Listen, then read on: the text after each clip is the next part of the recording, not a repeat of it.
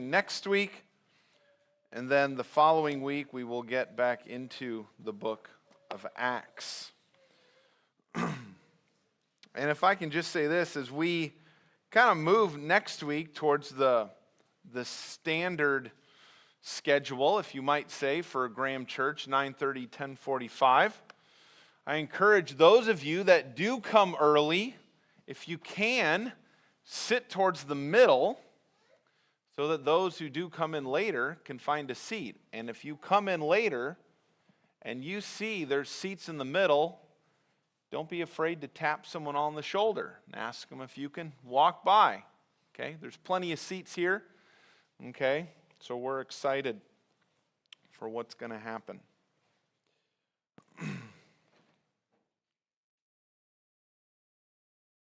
Let me pray. Father,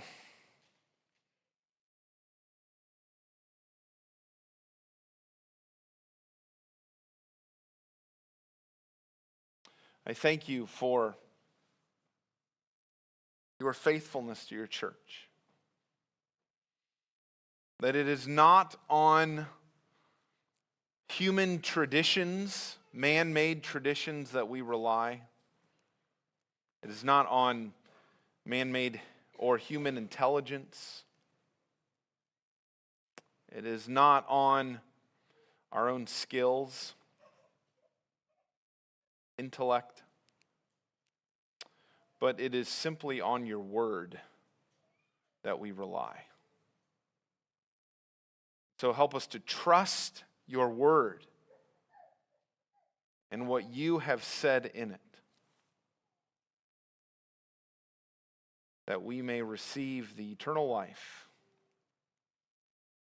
that you have promised for those who put their faith in your Son. We pray in Jesus' name. Amen. Not too long ago, there was a Dodge truck commercial on TV that I was watching. And I don't know what your preference is in terms of Ford or Chevy or whatever, but this one was Dodge, okay? And the commercial went something like this. The British are coming. The British are coming. And there it was. The first great American yell. Echoing like a sonic boom across history. And of course they got trucks going by, right, as this guy's saying this. You know, they got engines revving. And this country didn't tiptoe onto the world stage. No. We kicked down the door with all the subtlety of a cannon blast. We were born loud. Born with that unmistakable American sound. Part war cry, part victory lap, part watch this. Liberty is loud, baby. Always has been. Always will be. Loud isn't just about volume. It's dreams that won't stay bottled up or be muzzled by good manners. It's the roar of American thunder. Engines that cut through the static and speak directly to that loud, proud, impossible American soul. Something to say? Say it. Something to prove? Prove it. Something to ride? Ride it straight into the history books, because quiet won't get you anywhere. In this country, in loud we trust. Yeah. I think this is a great example of what modern day America is like. Personally. Maybe you think that's what sets America apart from other countries. I can be loud. I can be in your face. I can say what needs to be said. I can be me. And if driving a truck for Dodge means that, in loud I trust, I think I'd rather drive a Ford Pinto.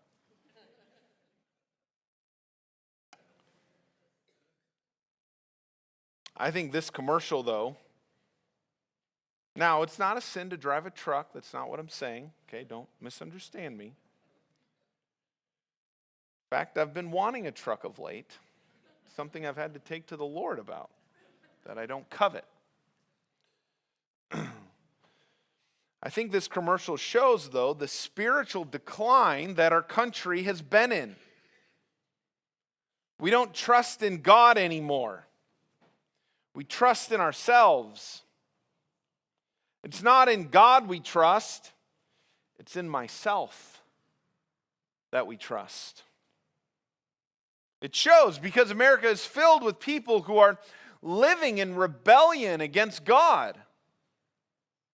The statement "in loud we trust" is nothing more than a statement of rebellion against God, whether they intended it or not. Subtle, but I think that's the implication. But as much rebellion as there is in our country and around the world, God is still in the business of healing rebellious hearts, is He not? There is no one who can be too rebellious for the kind of healing that comes in God, in the gospel,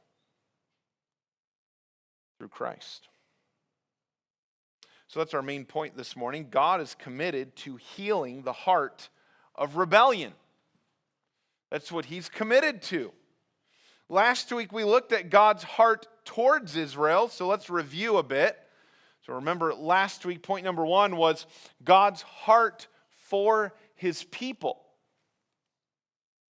Even though God is committed to judging sin, bringing punishment that is deserved because of Israel's abandonment from Yahweh to go after other gods, God is still wanting to restore the northern kingdom of Israel. As bad as they were.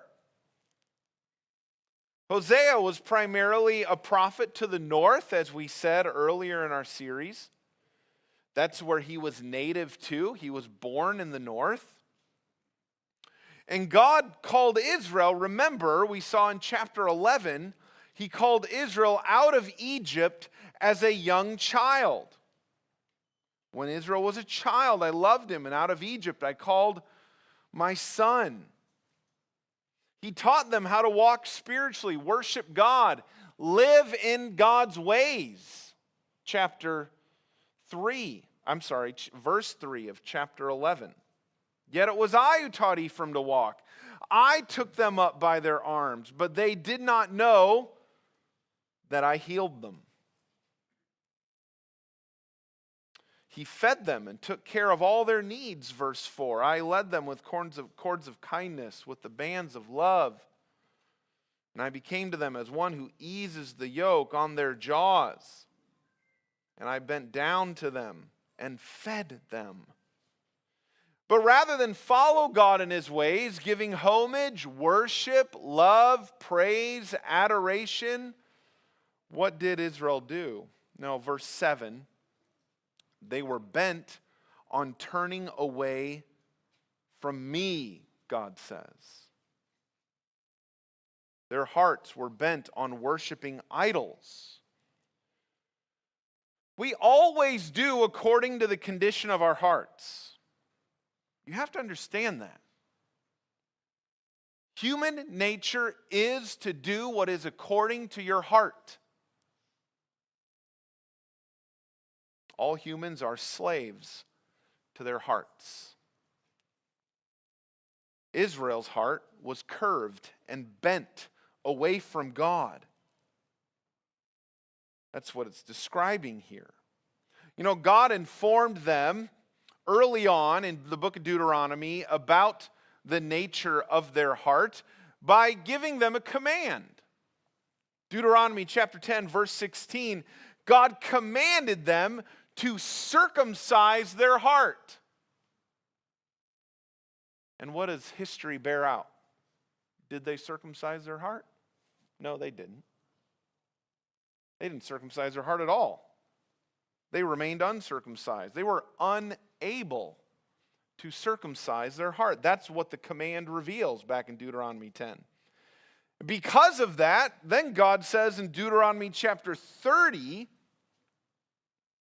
verse 1, after the blessing and curses that God promises will come based on obedience or disobedience, verse 6, God says, I will circumcise your heart. Because they were unable to do it. God is describing what was to happen once they experienced the Mosaic curses, which are going to come here to the people in Hosea's day soon through Assyria. And God says, after that, I will circumcise your heart.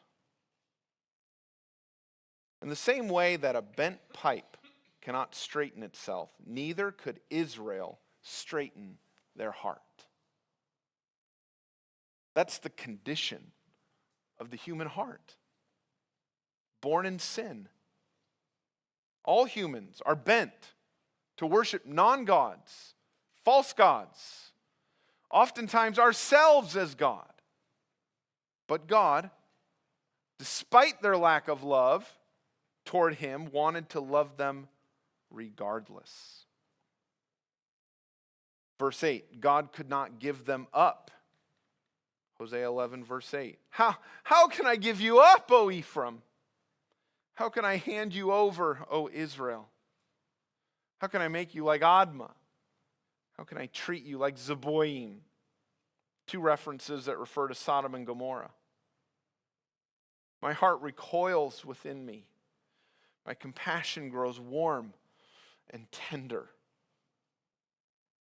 You know, the Hebrew here at the end of verse 8 paints the image as though God's compassion won out over His justice. My heart recoils within me. Literally, in the Hebrew, my heart was overthrown against me. Mercy won out. And God will call them back like a lion, verse 10, after these temporary judgments that are going to come. But this week, I want to focus on the healing aspect of God's restoration. Last week, more or less, was like crawling into God's heart to see how it beats. It was like a diagnosis of what His heart is like. But now we get to see the actual healing promise. So God's healing for His people. Let's look at it in chapter 14. Chapter 14 opens with a call for Israel to return to the Lord your God. Return, O Israel, to the Lord your God, for you have stumbled because of your iniquity. They have stumbled. The word stumbled can also be translated staggered. And the point is that sin caused them to stumble. Israel's idolatry was not just a tripping as they were headed toward God. That's not the kind of stumbling that Hosea is describing here. No, they had stumbled going the opposite direction of God. Israel was stumbling in their relationship with God, in their relationships with their spouses, in their political sphere, as they go and attempt to get help from Assyria, and then go to Egypt, and then kind of ping-ponging back and forth. They were in trouble. You know, Haggai, last summer we saw this, Haggai chapter 1, verse 6, speaks about the exiles who returned from Babylon. This is after the Babylonian exile. And it says there that they planted much seed, but harvested little crop. They would eat but never be full. They would drink but never be satisfied. They would wear clothes but never be warm enough. Well, it's no different from Israel before any of the judgments. They were just never satisfied. They were never satisfied in God. That's why they went after all these other gods.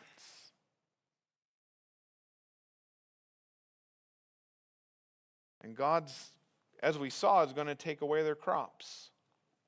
It's going to take away their food. It's going to take away their grapevines to make wine and all sorts of things. You know, the key to being content, satisfied, joyful, and walking through this life with your soul quenched, gratified, and satiated is to give God the throne of your life. It's the only way to be content. Israel was going to this God and then that God and this God over there and that God over here, and they couldn't get ultimately what they wanted. They were never satisfied.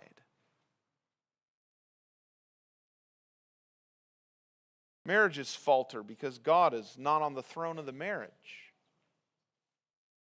People are stuck and held hostage in addictions because God's not on the throne. Before one can get married, they must be satisfied in God first. Because marriage will never satisfy anyone fully. People are never satisfied in their jobs because God is not on the throne. I mean, how many times does it happen that someone's always trying to get to the next level in their career, right? Not that that's bad to accept a promotion, but I mean, look at our country. Always fighting for the next spot. And sometimes people will do brutal things within companies just to get to the next level.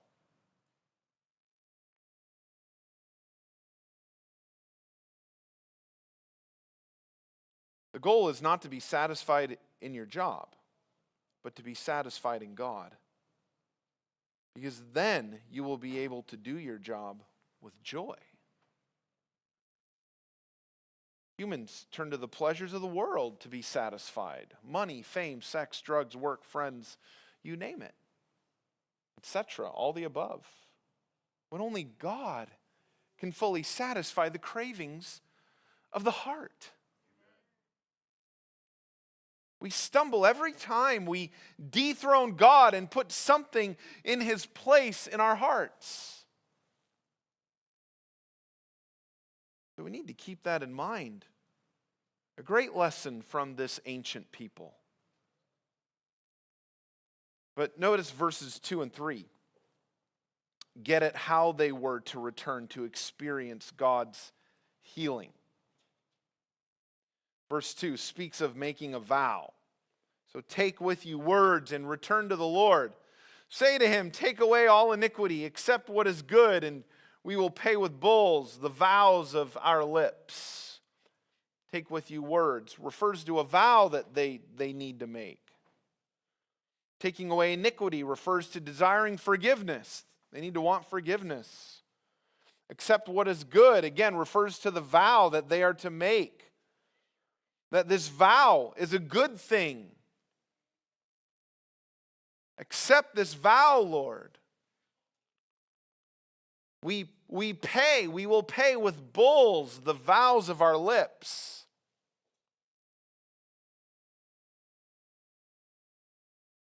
Verse 2 gets at both actions and words. We will pay with bulls the vows of our lips. Anytime anyone returns to the Lord, requires both confession and action, right? But maybe more pertinent is this word bull. It's interesting the way it's being used here. The word bull here in Hebrew is spelled the exact same with the exact same consonants, Hebrew consonants, as the word fruit or produce in Hebrew.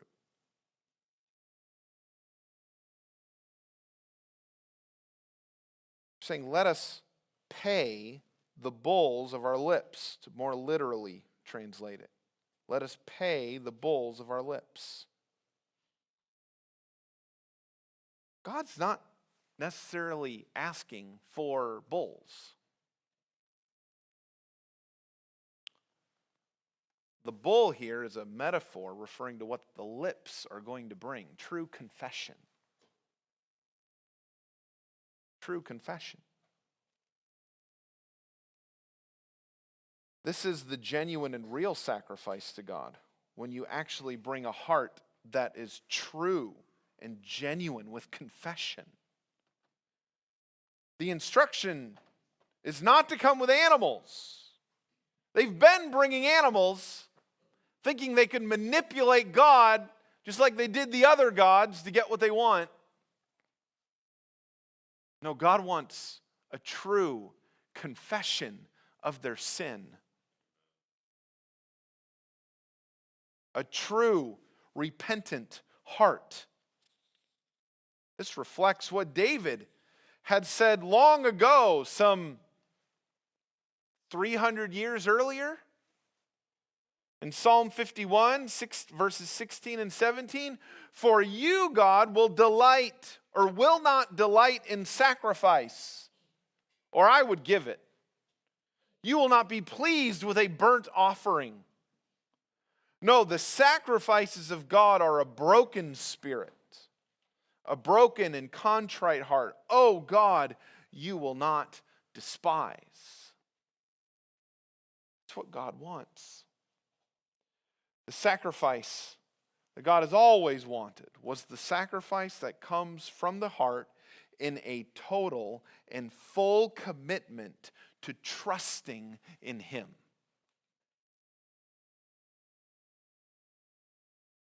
Abel's sacrifice was accepted back in Genesis because he offered it in faith, full trust in God. Hebrews 11:4. The best sacrifice that Israel could bring was not an animal, but words that reflect a heart that fully trusts in God. And so now look at verse 3. Assyria shall not save us. We will not ride on horses, and we will say no more, our God, to the work of our hands, in you the orphan finds mercy. They needed to renounce Assyria as their savior and acknowledge God. They needed to stop trusting in their military. That's why horses are mentioned here.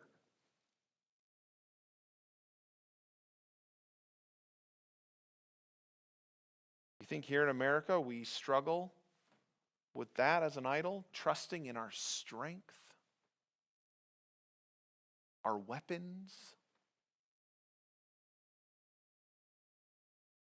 I think so. Weapons aren't going to save anyone. I don't care how strong your military is. God can always bring a stronger military.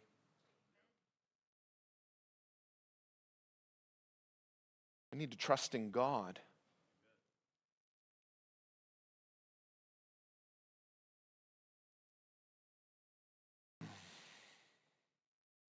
Why? They needed to stop thinking that Assyrian gods were their God. Why? Because idols are the works of men's hands. Verse 6. Chapter 8, verse 6. Notice what it says. You can flip back a couple pages. For it is from Israel. A craftsman made it. It is not God. The calf of Samaria shall be broken to pieces. Idols are not gods because they're made by human hands. Humans can't make gods. We're not God, so how can we expect to make gods? We're frail creatures. That's all we are. Israel had essentially made themselves orphans by making and worshiping idols. They needed to recognize that Yahweh is the one who will show mercy. I tell you, America needs this more than ever. America has a long history of being the most powerful nation in the world. But look at where our country is going, or has been going. It's been going down the tubes. Even though we have the strongest military in the world. Because we've turned our backs on God.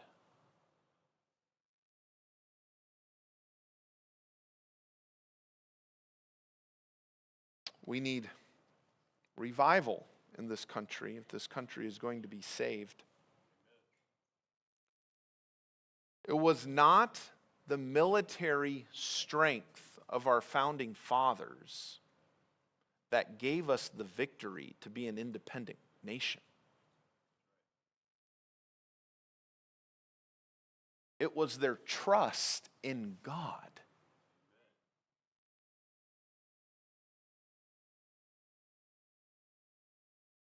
Not every American founder was a true Christian. That's not what I'm saying. But there are many that were. Many of the signers of the Declaration of Independence went to divinity school and had theological education. We used to be a country that was steeped in the Bible.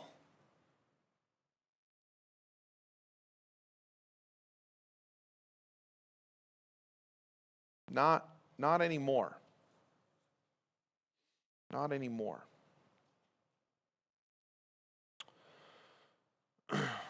Now, Israel, as I said, had essentially made themselves orphans. They needed to trust in God's mercy, not look to the other gods for mercy. And so, verse 4 is interesting because there's a break. In the Hebrew Bible, there's a break at the end of verse 3. So verse 4 kind of starts a new section. In Hebrew, they would call it a new verse. And now we get into the healing part. And I believe if we let the theology of Hosea inform us, how is Israel going to actually repent? How are they going to get to this? To be able to say, Assyria won't save us. How are they going to get there? Because currently they have bent hearts. Twisted, mangled, bent hearts. Well, verse 4 describes how they're going to get there. God says, I will heal their apostasy. Some want to read verse 4 as kind of a response to verse 3. So like Israel comes in repentance, verses 2 and 3, and then in response, God, okay, now I'm going to heal you because you've come in repentance. I don't think that's the best way to read it. I think verse 4 is giving us the answer on how verses 2 and 3 are going to happen. God doesn't say, I will heal our relationship. That would make sense. No, he says, I will heal their apostasy. It's a statement going to their heart. I'm going to heal their heart. I'm going to come in grace. And to use Old Testament language, I'm going to circumcise their heart.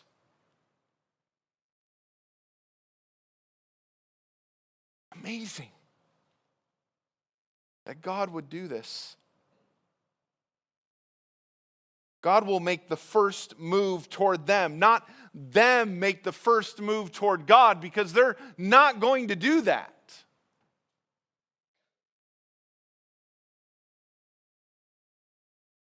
God will love them freely, it says. Freely means voluntarily. That is, of his own free motivation. He is not motivated at all by what they can do. There's nothing in them that can motivate God. That's how evil they are. God says, I'm going to love them despite it.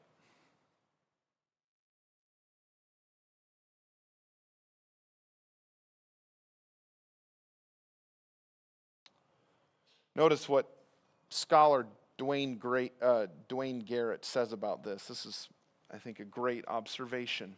Just listen carefully. Here, Yahweh promises to heal their apostasy. This metaphor implies that apostasy is more than an act of the will, but is also a kind of mental derangement or spiritual blindness that God himself must cure. Here, too, is the paradox of Hosea. The book repeatedly calls upon the people to choose to turn back to Yahweh, but at the same time implies that they cannot turn back without a saving act from God himself. The healing that God promises here is the act of God on their hearts, so that they will want to return and give them a changed will, changed understanding, so that they can see their need to return.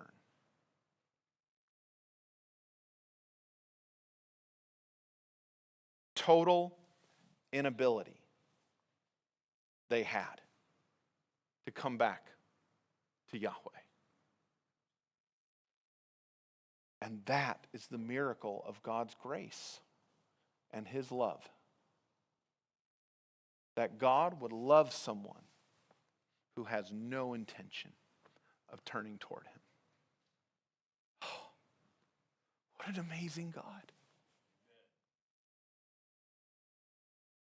What amazing love. That is the richest form of love that could ever be demonstrated in this world. Because that is true unconditional love.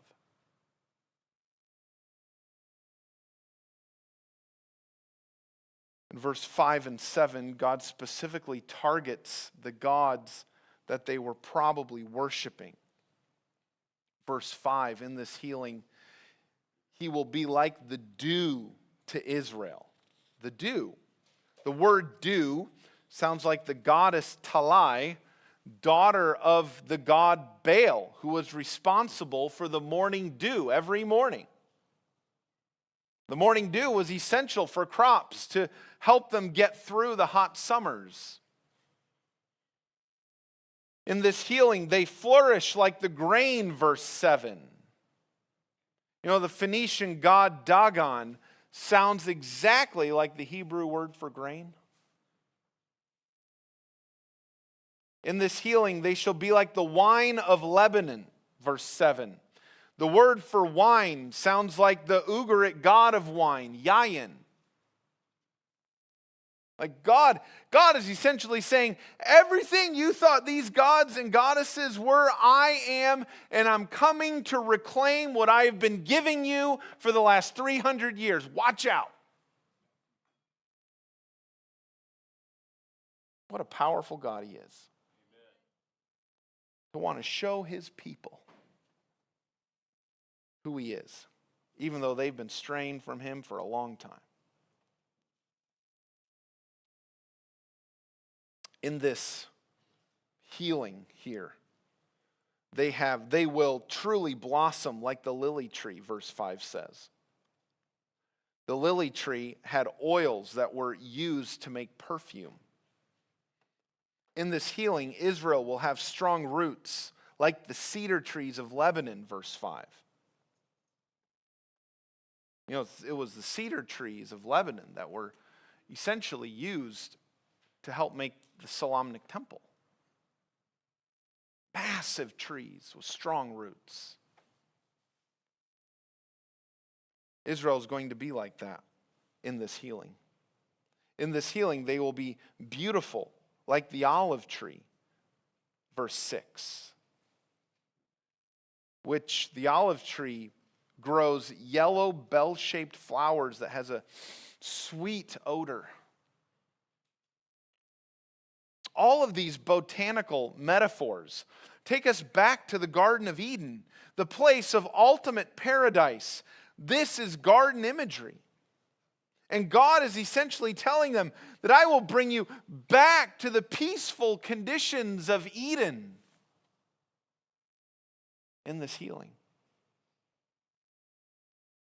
In establishing himself over all those gods, verse 8 reads, O Ephraim, what have I to do with idols? It is I who answer and look after you. I am like an evergreen cypress. From me comes your fruit. Cypress wood was very strong. Very strong. Strong wood. And God's saying something about himself. He will be their strength. It is only by his strength that they could ever be like the cedar tree.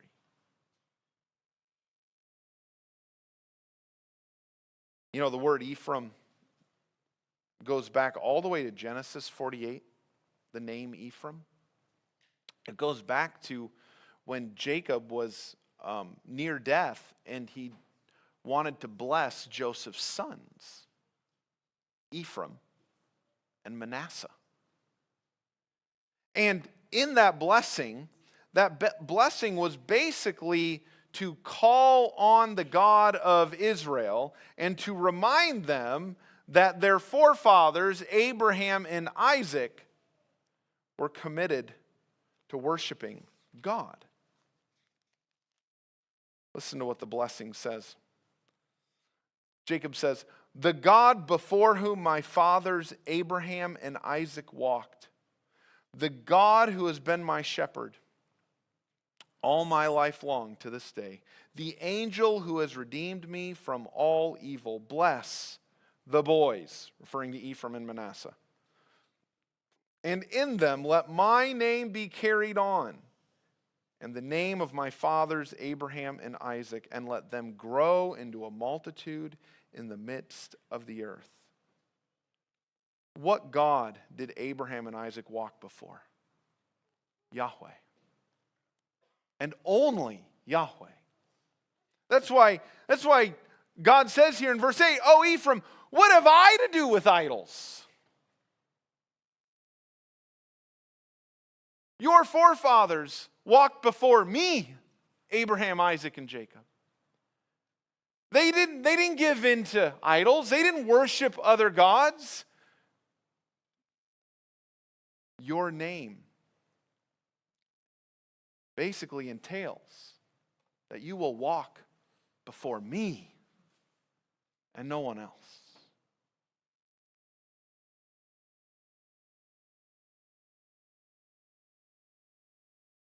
So in this healing, it's truly a complete healing, just to summarize. Because in this healing, they will return to God and straighten their hearts toward him, or God will straighten their hearts toward him. Verse 9, an upright lifestyle before God they will live. Unconditional love from their Creator and Maker they will receive. Spiritual roots that will never go astray again, ultimately. They will have fame across the known world. And lives that promote beauty as they live righteously. I mean, what a great promise. And this is all that God promises when he says that he's going to circumcise their hearts. And this comes true in the new covenant. Romans 2:29. Paul talks about circumcision. Here's what he says, Romans 2:29, as he speaks of circumcision. Because that's the ultimate promise when you read through prophetic literature, that God will circumcise the heart, their heart. Romans 2:29. Well, I'll start in verse 28. For no one is a Jew who is merely one outwardly, nor is circumcision outward and physical.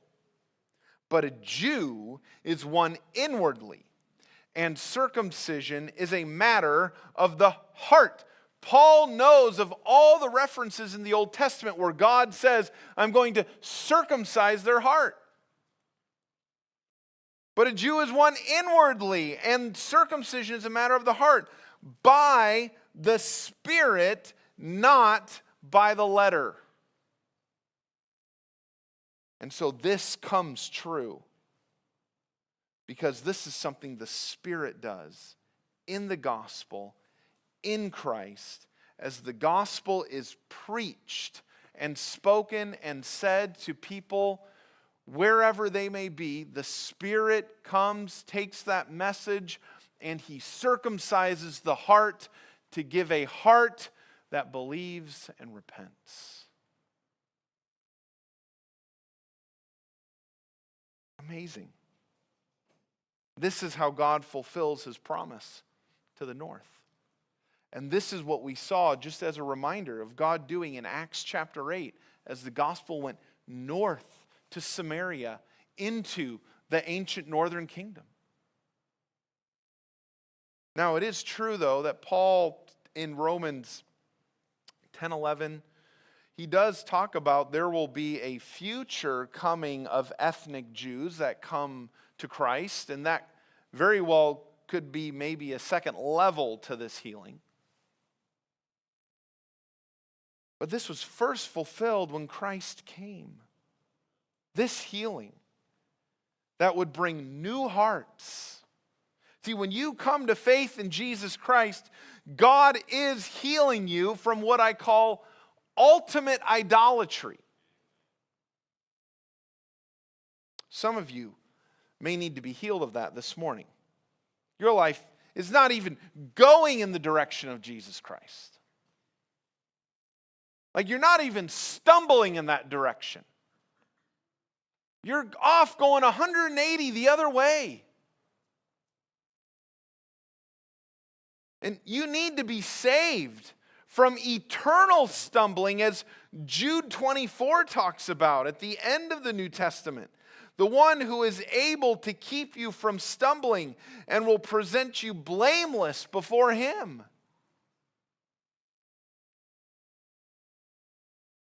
That is, you need complete salvation. You've been loving the world, and you have not the salvation, eternal love of the Father in you. 1 John 2:15. There may be some here that need healing from a life that has been turning from God for a long time. Healing from serving and worshiping idols, yourselves, and the things of this world. So I plead, turn to Jesus Christ and be healed.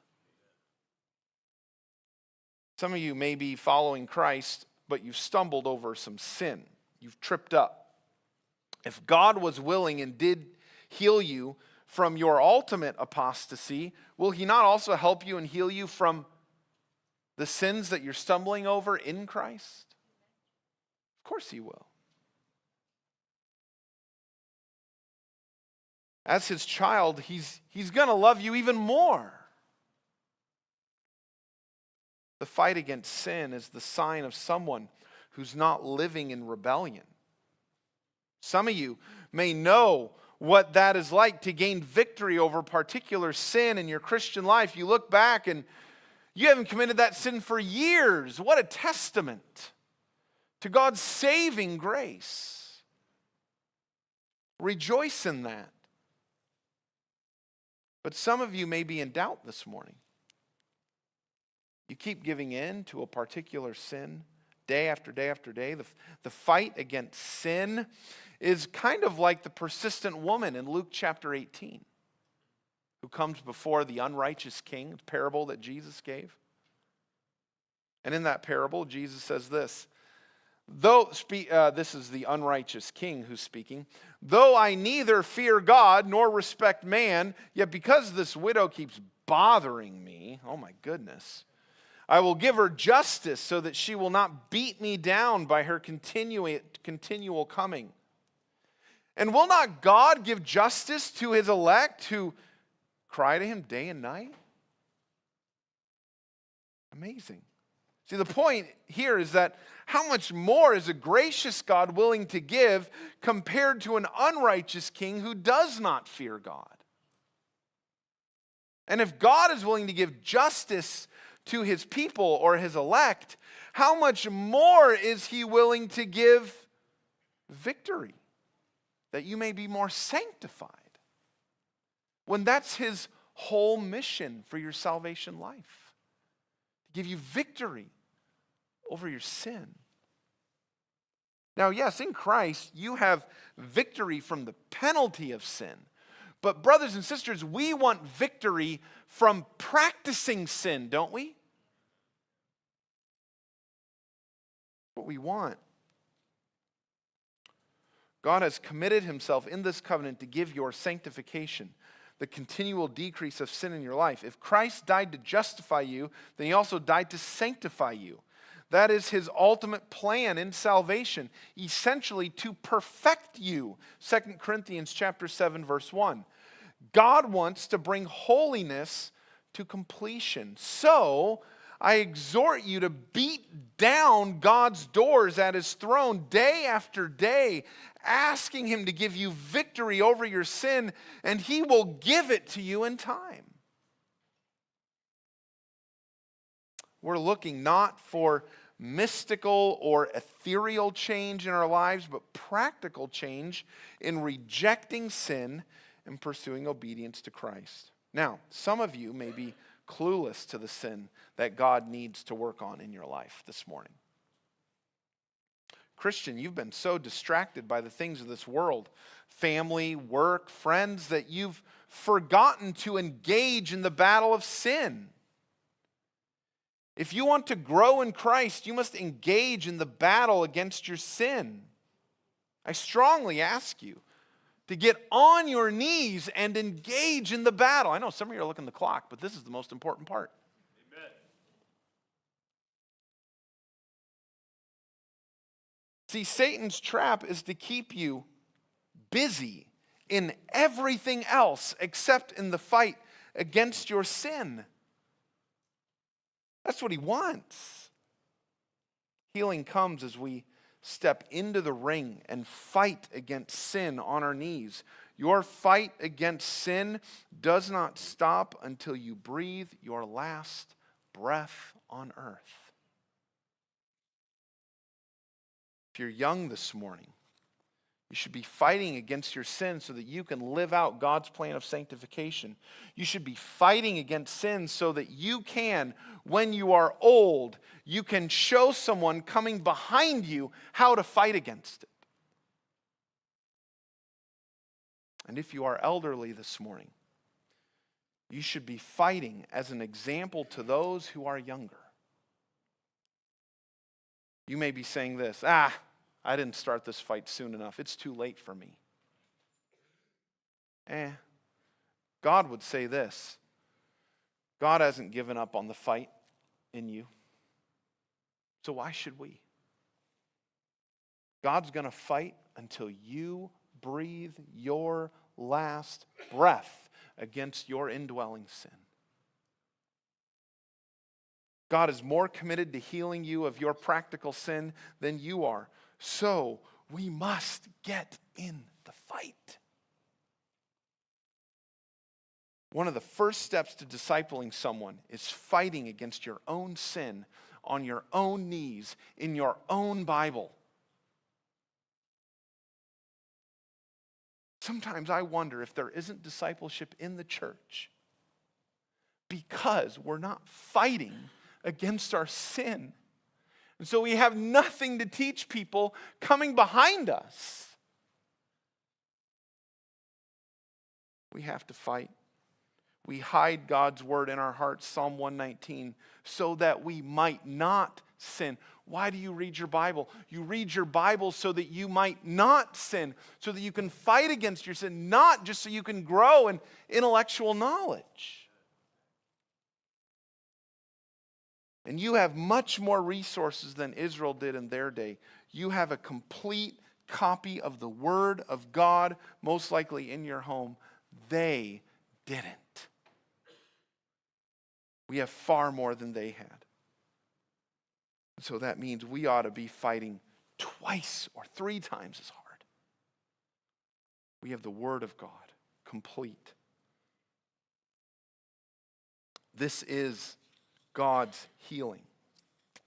God's healing for our lives is that He would turn our hearts away from rebellion, away from idolatry, that we might pursue and worship Him in everything we say and do. And brothers and sisters, the most merciful thing I can say to you is this: He is fully committed to fighting within you against your sin and helping you. And His help is the only help you need by His Spirit to defeat any sin and temptation that comes your way. Let's pray. Father, thank you. Thank you for your promise that you came and healed us who believe in Christ. I pray that you'd heal others in this room if they have not believed in you yet. Believed in your Son. Give us hope. Give us courage.